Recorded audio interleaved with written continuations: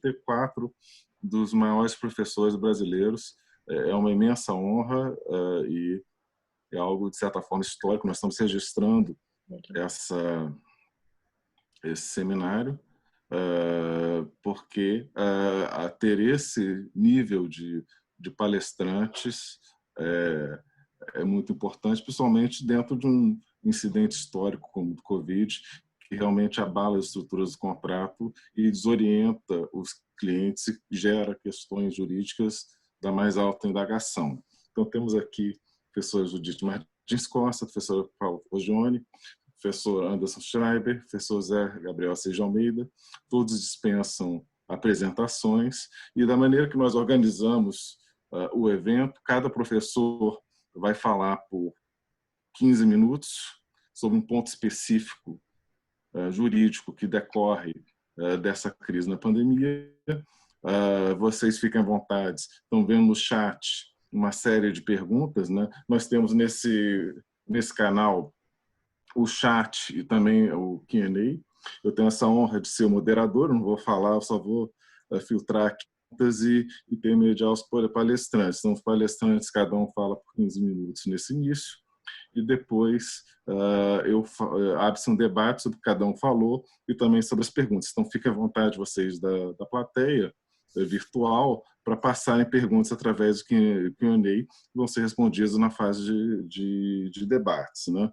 E nós começamos com a professora Judite Martins Costa para falar sobre um tema que é muito caro a ela, sobre o dever de negociar e relacionado à impossibilidade de prestar. Então, professora Judite, muito obrigado pela sua participação. Muito obrigada, boa noite, caríssimos Joaquim Muniz, Paulo Foggioni, Anderson Schreiber, José Gabriel Assis de Almeida. Também faço meus agradecimentos à Natália, que está nos dando esse suporte técnico, e o meu cumprimento a todos os que estão participando. Quero registrar desde o início a minha alegria em ser chamada para esse evento do CBMA, esse mesmo CBMA que desde as primeiras notícias sobre a pandemia cuidou de promover ações concretas e muito meritórias, muito relevantes para a comunidade.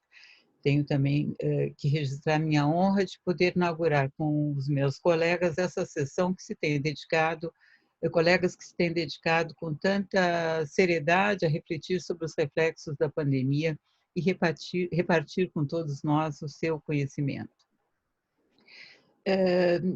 Tratar dos efeitos da pandemia, da Covid-19 nos contratos, exige sempre situar alguns pressupostos.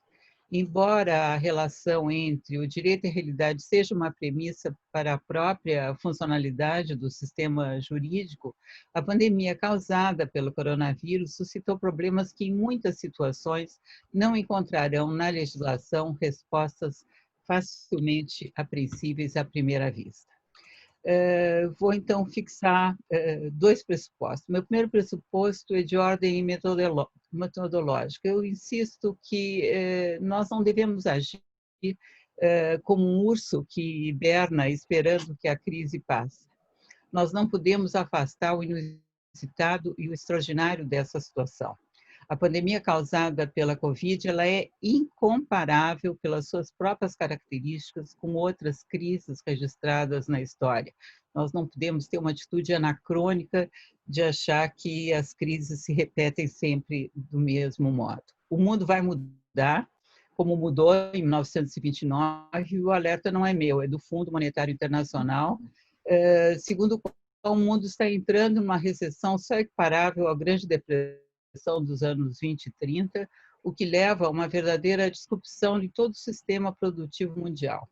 Esse tsunami mundial provoca reações em cadeia que vêm atingir diretamente aos contratos. Isso porque, sendo o contrato o instituto por excelência da circulação de riquezas, e estando a riqueza interconectada globalmente por conta da globalização econômica, é certo que os possíveis soluções a problemas e impasses gerados pela pandemia terão que considerar uma perspectiva que passe para além do contrato individualmente considerado. Nós, juristas, do direito privado que trabalhamos com relações microeconômicas, o contrato entre A e B, a sociedade entre C, D e F, nós não podemos simplesmente eclipsar o fato de que, em razão da configuração do sistema econômico mundial, os particulares contratos atingidos pelo extraordinário, pelo imprevisível dessa pandemia, não são unidades isoladas. Um fato jurídico que também cada contrato não diz respeito apenas aos interesses dos dois polos contratantes, mas eles passam para além do contrato. Então, nós temos que considerar esse pano de fundo quando agimos como advogados, árbitros, pareceristas, em toda a solução que propomos para a relação entre A e B. Se esse é o nosso plano de fundo, o que nós encontramos no primeiro plano? Quais são os nossos pontos de apoio para caminhar nesse cenário tão alterado, nessa paisagem que se avizinha tão devastada? Eu chego assim ao meu segundo pressuposto. Nós encontramos a técnica jurídica, nós encontramos o sistema jurídico. Eu creio que nesse momento, mais do que qualquer outro, nós temos que ser profundamente técnicos para fugir ao máximo das soluções casuísticas, soluções salomônicas. Nós temos que confiar no sistema jurídico. Nós temos que ouvir, a partir do próprio sistema, quais são, em primeiro lugar, as soluções possíveis, em segundo lugar, as soluções que nós teremos que adaptar e, finalmente, como última ratio, como última etapa, talvez, eventualmente, soluções cuja criação devamos propor em face das insuficiências ou gargalos do sistema. Obviamente, hoje eu ficarei só no primeiro passo e assim eu já demarco o meu espaço. Eu quero apontar soluções possíveis pelo Código Civil, portanto, não pelo Código de Defesa do Consumidor, não pela CIS, a Convenção de Viena, que também contém suas próprias soluções a problemas contratuais. Aquelas soluções a que o árbitro se verá, que terá que recorrer, desde que os próprios contratantes não tenham tido cuidado de prever soluções no próprio contrato ou tenham feito de um modo insuficiente. Embora o Código Civil ofereça várias soluções para lidar com os problemas também diversos causados pela pandemia, dois são os institutos que mais diretamente se relacionam com o problema do impacto mesmo nos contratos, não é? O Instituto da Impossibilidade Superveniente Não Imputável ou Obrigado, em primeiro lugar, e o da excessiva onerosidade superveniente ao momento da formação contratual. Já aviso que sobre este segundo, todos terão o imenso prazer de ouvir o professor Anderson Schreiber. Eu fico só na primeira solução. Eu costumo dizer que a impossibilidade é um instituto escondido no Código Civil. E a prova disso é não haver nenhuma monografia na nossa doutrina dedicada ao tema, apenas alguns artigos esparsos e breves referências em obras de caráter geral. No entanto, se nós lermos com atenção, com cuidado o Código Civil, nós lá encontraremos esse instituto seccionado primeiramente em duas grandes espécies. A chamada impossibilidade originária, que é regrada na parte geral e concerne ao plano da validade dos negócios jurídicos, o artigo 104, 106, 166, que vão dizer que, se impossível objeto, o negócio é nulo, disso eu não vou me ocupar. E a impossibilidade superveniente, que pode ocorrer quando já formado o negócio jurídico, quando já em execução um contrato. A chamada impossibilidade superveniente, ela ocorre quando, por razões de ordem fática ou jurídica, se verifica um impedimento insuperável a prestar. Por exemplo, um exemplo de impossibilidade fática. Determinado insumo essencial para fabricar o produto A, que, em razão da pandemia, deixa de ser entregue, porque toda a produção foi desviada para o combate ao Covid, seja, sei lá, para ventiladores hospitalares ou para álcool gel, né? Sem esse insumo que nenhum fornecedor pode dispensar, o fabricante do produto A não pode fabricar e, assim, não pode cumprir com a prestação das encomendas com as quais já se comprometeram.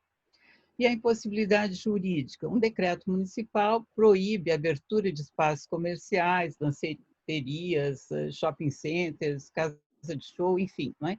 para tentar, assim, minimizar o alastramento do Covid. Se o devedor está proibido por razões jurídicas de prestar, ele simplesmente não pode prestar. A prestação diz, então, impossível.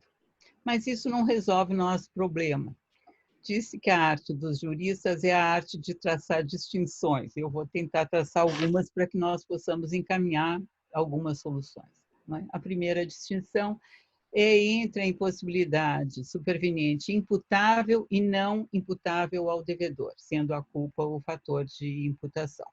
Se a prestação se tornou impossível sem culpa do devedor, e essa que também vai nos interessar, a obrigação é extinta. A impossibilidade ela opera automaticamente. Então, se o devedor de uma prestação de idade, fazer ou não fazer, não causou culposamente o obstáculo que o impedirá de prestar, a consequência é que ele fica liberado do vínculo. Esse instituto escondido, a impossibilidade superveniente, vem disciplinado de modo absolutamente pulverizado em pelo menos 15 distintos artigos do Código Civil que nós temos que tentar compor para perceber, como num mosaico, qual é o sentido, qual é o desenho que faz sentido. Não é? As regras que estão postas conjuntamente com as modalidades das obrigações, agregam-se ainda outras regras dispersas pelo Código, agrega-se ainda a impossibilidade derivada do caso fortuito ou força maior, prevista no artigo 393, que é apenas uma das espécies de impossibilidade, e a regra-chave da imputabilidade no artigo 396. Eu penso até que, em rigor lógico sistemático, a regra da força maior ou caso fortuito, e que é abrangente também do fato do príncipe, que é uma outra espécie de impossibilidade de prestar, ela resulta em superfetação, já vista que a amplitude do regime geral da impossibilidade nem faria necessária a regra do caso fortuito ou força maior. Mas vamos lá, distinguindo os vários pares de opostos que nos dão o regime jurídico desse instituto. Em primeiro lugar, a impossibilidade pode ser total, quando ela atinge toda a prestação, ou parcial, quando apenas uma parte dela. E ela também pode ser definitiva ou temporária, e isso vai ter um grande interesse prático para as questões que nos têm chegado para resolver. Não há dúvida que a impossibilidade definitiva ela é liberatória, simplesmente não há discussão na doutrina a respeito. Se a prestação não foi cumprida e não poderá ser em razão do evento exterior ao vínculo, não há imputabilidade a qualquer das partes, o vínculo se dissolve.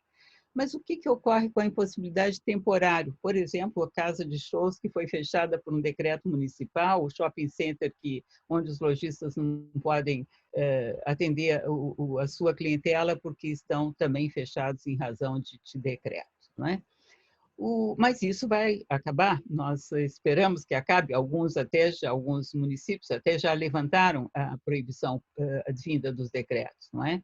Então, trata-se de uma impossibilidade temporária. O Código não oferece uma solução de caráter geral, salvo que no que diz respeito ao afastamento dos efeitos da mora durante a impossibilidade temporária. Como nós podemos construir uma solução? Não é? Eu tenho entendido que, se for possível prever que a impossibilidade vai passar, e nesses exemplos que eu dei das casas e do comércio fechado, isto é uma possibilidade, não é uma previsibilidade que isso ocorra, a extinção da dívida não ocorre, desde que ainda possa ser alcançada a finalidade da prestação, isto é, o resultado útil ao credor. Então, a impossibilidade temporária apenas retarda o cumprimento, mas ela não o afasta. Há uma série de outras distinções que devem ser feitas. O Código oferece soluções pontuais, oferece soluções, vamos dizer, para alguns tipos de contrato, a suspensão das prestações, é o caso do contrato de transporte, do contrato de empreitada. Em outros casos, como no contrato de locação, se pode tirar por analogia uma outra solução, que é a redução proporcional do aluguel, né? Mas nesse caso, nós temos que realmente construir, com base nos recursos de interpretação e dos métodos hermenêuticos gerais, as soluções para o caso concreto. No entanto, a questão que é mais importante, que mais confusões tem provocado na jurisprudência que já se pronunciou sobre esse assunto, é a que diz respeito à distinção entre a impossibilidade absoluta e a impossibilidade relativa. O que é a impossibilidade absoluta? É aquela que não se discute, que a impossibilidade não pode ser cumprida. Pronto, há um impedimento de ordem física ou jurídica de monta. Mas a impossibilidade relativa, que em alguns sistemas sequer é considerada, porque não faz parte do universo da impossibilidade, é aquela em que, em razão de um obstáculo exterior, a prestação ela se torna muito mais difícil para o devedor. Ele poderia cumprir apenas com esforços e sacrifícios num grau muito elevado, muito superior à diligência média requerida em determinada espécie das obrigações. Essa impossibilidade não é liberatória. Nós a chamamos de impossibilidade, mas ela não é liberatória. No entanto, no Brasil, por força de uma jurisprudência que se fez se formando ao longo das décadas e de uma doutrina também antiga, se passa a admitir um alargamento da impossibilidade relativa que, em muitas ocasiões, é confundido com uma outra figura, com outro instituto, tem um outro regime jurídico, que é aquele sobre o qual o professor Anderson Schreiber falará, que é o Instituto da Excessiva Onerosidade Superveniente. Se pergunta, não é? Quando o grau da dificuldade é muito grande, não seria ela equiparável à impossibilidade? A resposta que os nossos tribunais, a nossa doutrina mais tradicional tem dado é: depende. E não só nossa, na Alemanha, em Portugal, em outros países que seguem a teoria da impossibilidade, não é? Isso depende do grau de dificuldade. Se for um grau de dificuldade absolutamente insuperável, há uma equiparação à impossibilidade absoluta. No entanto, se apenas há um impacto sobre a prestação que vai exigir um sacrifício superior do devedor, não há o efeito liberatório. Ou a prestação tem que ser cumprida, ou se recai na órbita, como eu já disse, da excessiva onerosidade superveniente, tema com relação ao qual teremos muito que aprender com o professor Schreiber. Eu vejo que eu ultrapassei meus 15 minutos, mas eu quis fazer um corte um pouco mais verticalizado na questão da impossibilidade e deixo, então, para os debates o outro tema que eu tinha sido encarregada, que é o tema da existência ou não de um dever legal de renegociar, e fico pronta nos debates a tecer as minhas considerações. Muito obrigada e estou ansiosa para ouvir os meus colegas. Obrigado, professora Judite. É sempre uma honra ouvir a senhora, uma jurista de peso, talvez as mais citadas tanto nas nossas peças judiciais quanto nas arbitragens, pioneira da discussão de questões como boa-fé e dever de negociar. Realmente é importantíssimo ouvir o que você tem a dizer. Impressionante o rigor acadêmico das suas observações. Acho que um exemplo para todos que nós estamos ouvindo, tentar seguir esse rigor acadêmico na aplicação do direito. E faço uma ponte aqui, professor Anderson Schreiber, um grande talento aqui, estrela do nosso direito civil. Impressionado eu estou ouvir que ele está fazendo uma nova edição do seu livro no meio da pandemia. Ele consegue, como disse que várias pandemias vieram obras-primas, parece que pelo menos no direito está vindo mais uma obra-prima aqui. E justamente é muito importante ouvir o professor Anderson Schreiber por tudo que ele tem escrito sobre revisão de contratos e excessiva onerosidade. como ficam esses institutos no contexto dessa crise. Então, professor Andes, essa palavra é sua. Obrigado, Joaquim. Eu queria, em primeiro lugar, agradecer ao CBMA pelo convite, agradecer a você especialmente por se dispor a ser o moderador desse debate, conceber, de certa forma, esse evento com a sua elegância de sempre, e agradecer também a Natália e o Gustavo Schmidt, que também participaram da concepção desse evento, reforçando aí o que já disse a professora Judite sobre a atitude do CBMA, que no primeiro momento já se organizou e criou um movimento tão bonito dentro do direito para ajudar as pessoas, os hospitais, durante essa pandemia.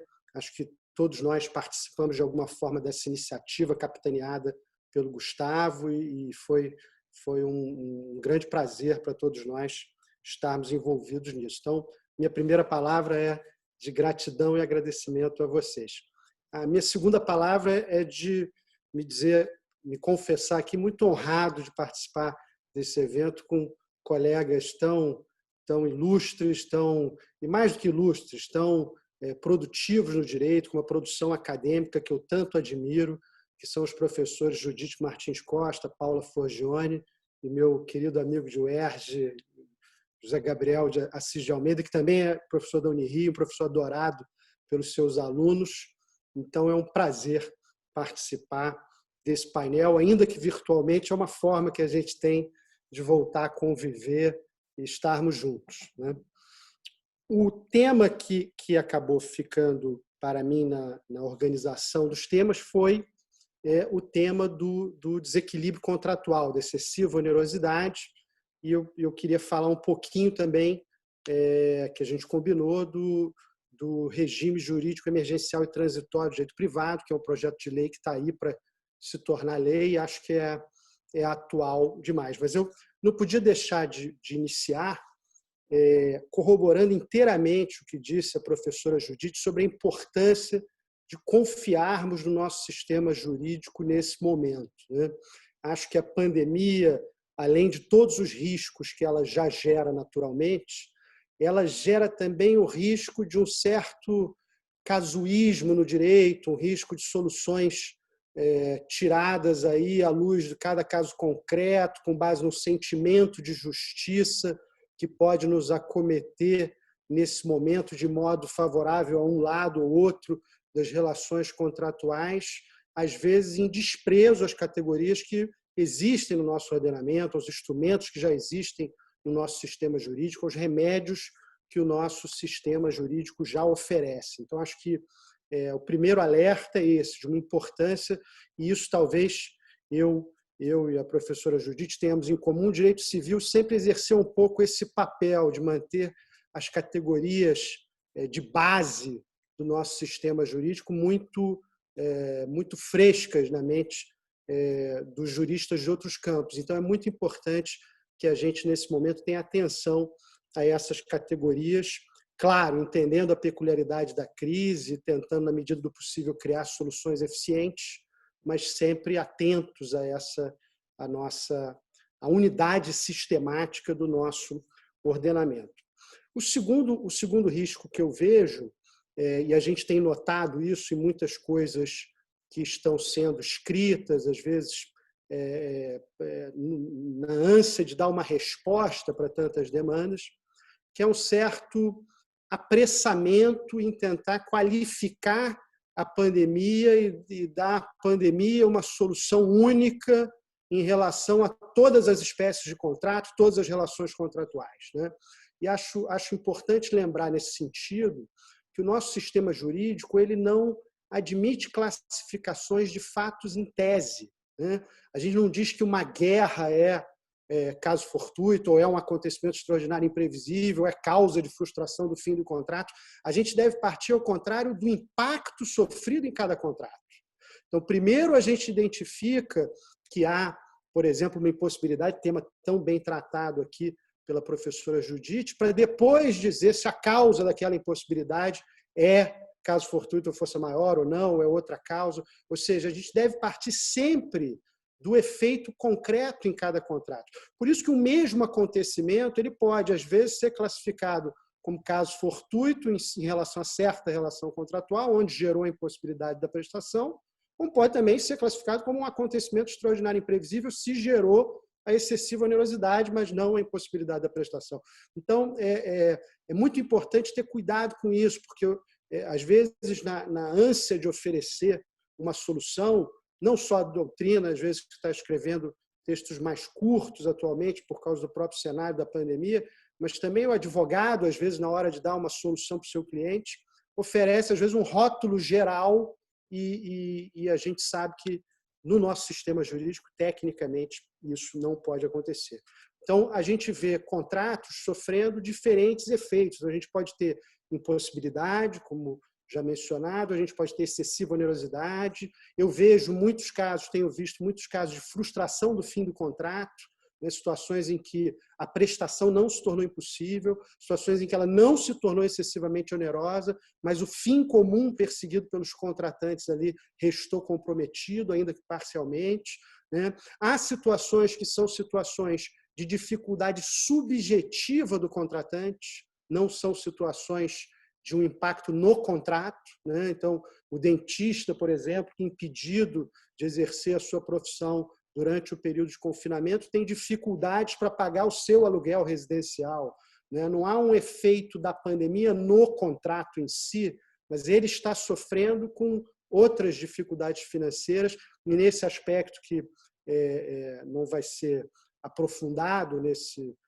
nosso encontro, mas nesse aspecto é muito interessante notar que o direito brasileiro construiu, na última década, instrumentos muito interessantes e eficientes para cuidar das dificuldades financeiras das sociedades empresárias, recuperação judicial, recuperação extrajudicial, remédios menos extremados que a falência, né? E em relação às pessoas físicas, às pessoas naturais, às pessoas humanas, a gente ainda não tem esses mecanismos. A gente tem o Código Civil